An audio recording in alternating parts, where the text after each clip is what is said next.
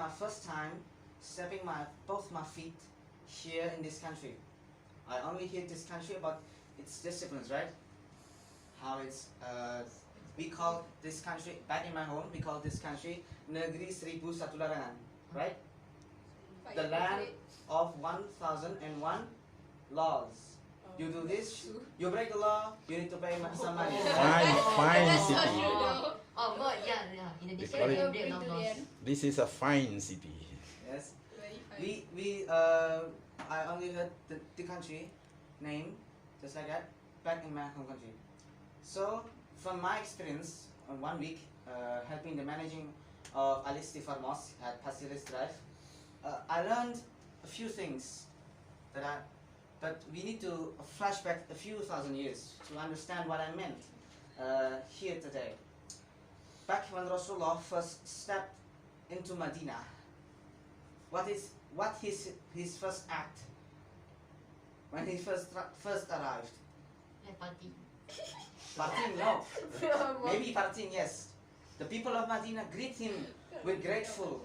Dia just kolaan pada orang But lain lah. Tolong what is his first act?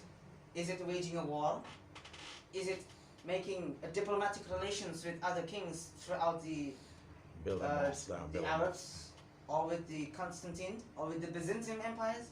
He did not make the diplomatic relations first, but he made the central hub for civilization to be built. So he built the mosque, the Nabawi mosque, or the Prophet's mosque, or Masjid Nabawi. He built mosque. The question is why? When he first stepped both his feet at Medina, why he did not wage war with the Quraysh? As far as we know, the Quraysh did many horrible things to the Prophets and the Sahaba. But the question is why he did not wage war against the Quraysh? Well, first of all, the Prophet built the mosque first to be the center of civilization, of knowledge, as like many scientists called the foundation of a great civilization is a great education. So if the people of advanced civilizations must have a good and great education.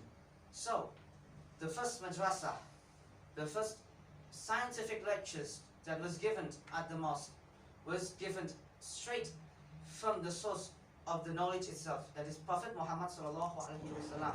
So the Sahaba like Abu Hurairah, Ibn Umar, and Hamza also hear the preachers, lecturers from the source of knowledge, that is the Prophet of Muhammad. So to build a great civilization, to attack the peoples of Medina, the Khazraj and Aus, the two tribes that are having what's that? Pertikaian in between them. So he built the mosque to encourage the people to come to the mosque and socialize with other peoples, with Ansars and Muhajirs, the helpers and those who helped by the helpers. Now flash forward to the 21st century, as here today. As far as I'm concerned, the situation in Singapore with my hometown, yes, because here in Singapore there's no villages again, right? They're all replaced with big buildings, condominiums, and apartments and flats. But back in my home, there's still places that you used to call kampung, villages, where villagers always come to one central hub, that is the mosque, or surau in here. Mosque is a big place to pray, and surau is the small one, right? Surau, yes? Yes. In my village, there's this one surau, and this is the central hub for all religious activities. And how to attract people from my village is very different how to attract people to a mosque here in Singapore, because in Singapore there are many working classes. There are workers, right? That come abroad, like my first encounters with foreign workers is from Bangladesh. I was a little bit confused how to communicate with them. I started to talk with them with Malays, but they don't understand. So I started to talk with them English. So I don't realize they only speak, if not Indians, they speak English. It is the first boundaries of da'wah here. So the question is how we to attract people, because da'wah is not all about to deliver speeches or preaches in the mosque, but how you to win their heart, right? Because there's an old saying, it is easier to destroy a trust in an instant than it is to be built. So what is I saw at Istighfar, they have been operated for maybe 23 years, like I said, 23 years they are already operated. The Istighfar Mosque already operated for almost 23 years. So you can imagine the big trust that the community had put on this mosque, because the mosque has given what the things that other mosques cannot offer, right? In the Ramadan, I saw in the Al-Istighfar, they're always distributing porridge to those who need. Even non-Muslims can afford a porridge. That is one of the influence the Al-Istighfar Mosque spread to gain their trust, to gain the community's trust. If the community already trusted the mosque, they will give everything so they can be pleased, right?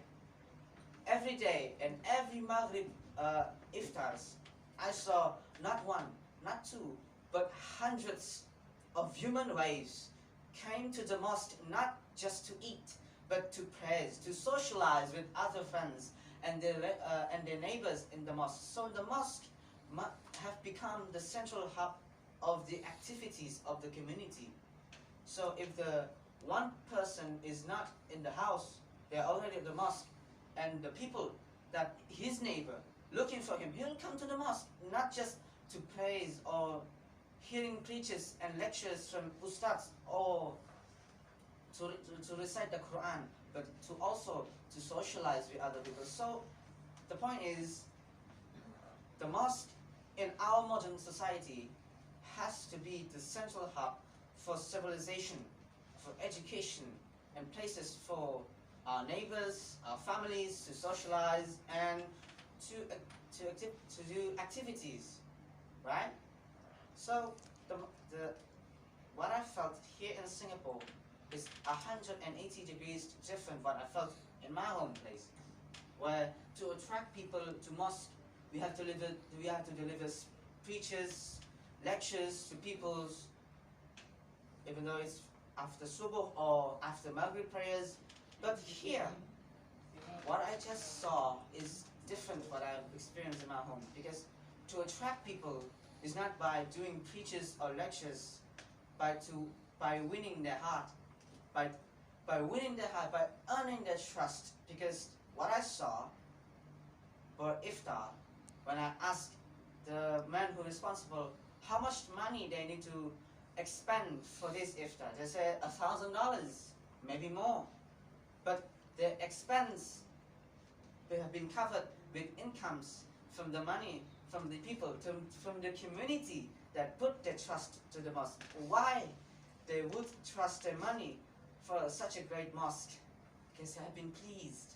The program that been run by the mosque for 23 years have pleased all the communities around the mosque. So no wonders if the communities, both the young, the old one, trust their money on the mosque to please them. Maybe that's all that I can deliver. If there's any comments or critics, I'll be grateful to receive. I'll be grateful to have your comments or critics. That's all I can say. That is all for me. Assalamu alaikum warahmatullahi wabarakatuh. Waalaikumsalam warahmatullahi wabarakatuh.